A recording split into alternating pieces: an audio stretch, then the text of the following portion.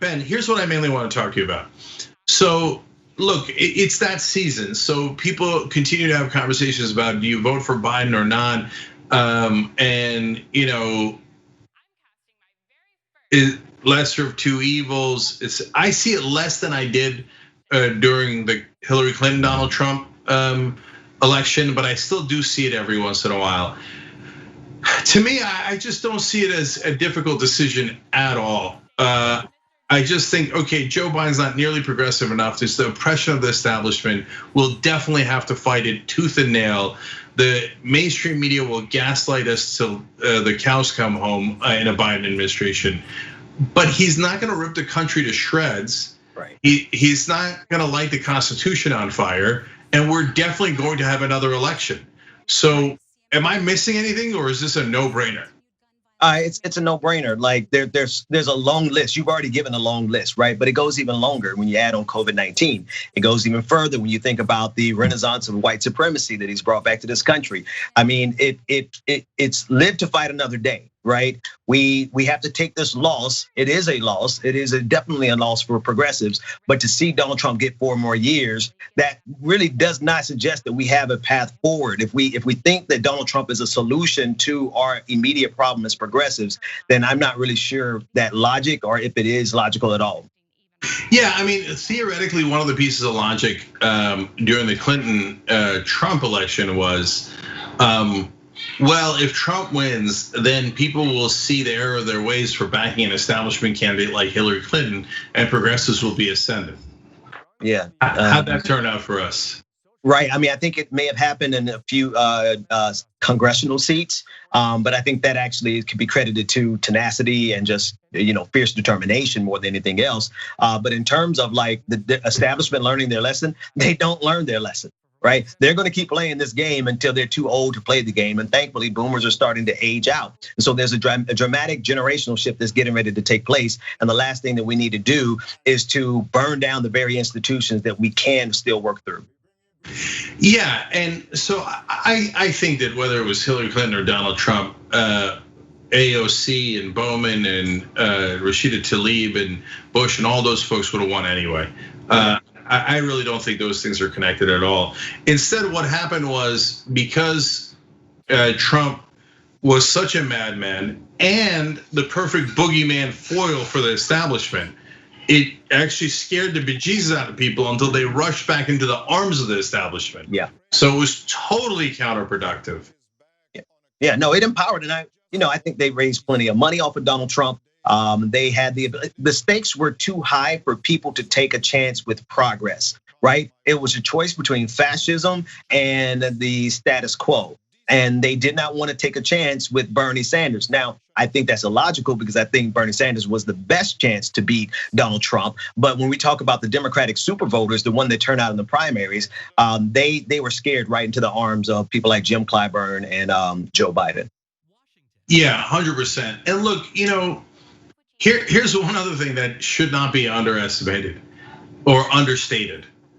Guys, we know Donald Trump is deeply racist and bigoted and anti-Semitic and sexist. And those are not, like, sometimes the establishment throws those words around as a shield or a weapon, etc. But in Donald Trump's case, it's 1,000,000% true. There's no question about it at all. And as much as I'm bothered by Joe Biden lying about his civil rights era, actions, and it shouldn't have been Biden, it should have been someone who actually did fight for civil rights, Bernie Sanders. But it is what it is. In that sense, we lost, right? We tried, we lost. And so is Biden the same as Trump? No, Biden's record is spotty. And he's done some very uncomfortable things about his record there in fabricating some portions of his record. Very uncomfortable. But do I think that Biden is a deep-seated racist like Donald Trump? No. So that's kind of a no-brainer on that front too. Yeah. I mean, I think Biden has. What bothers me about Biden is that he doesn't want to answer at all for his past, his rather racist past, particularly with the '94 crime bill. However, when we talk about the present, right? We talk about the president. There's a dramatic difference between the aging 78-year-old Joe Biden, who surrounded himself by some people that I know, some people that I can trust will not allow him to remotely go in that direction. However, we're dealing also with Donald Trump on the other side, who makes no qualms about it. I mean, that's his campaign, right? They're not even dog whistling anymore.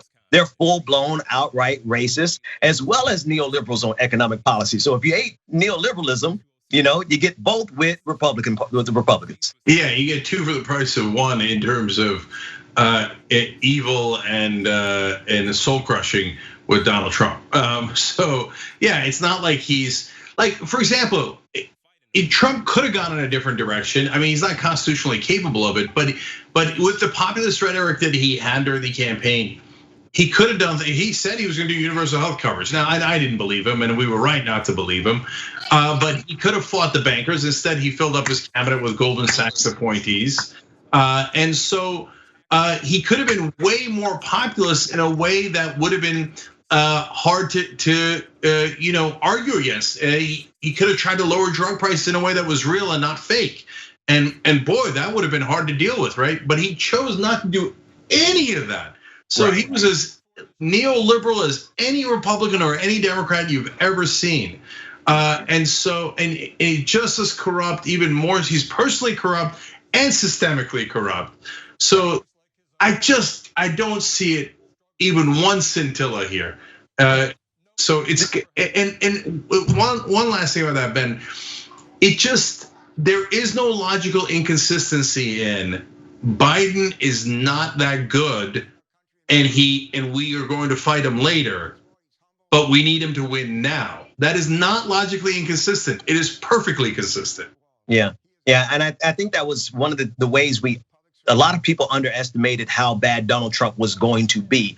Nobody, everything in 2017, yeah, we figured that. 18, yeah, okay, by 19 it got a little worse. By the time COVID-19 got around, I think everyone was like, holy sh, like we cannot tolerate this guy. And so anyone who is at this point using a 2016 analysis to understand Donald Trump, who has done something significantly different in 2020 than any other year, I don't know if they're really up to the emotional task of politics, because it's not a fun game. You're gonna lose some, and in that losing, you have to reduce the harm. Thanks for watching the Young Turks, really appreciate it. Another way to show support is through YouTube memberships.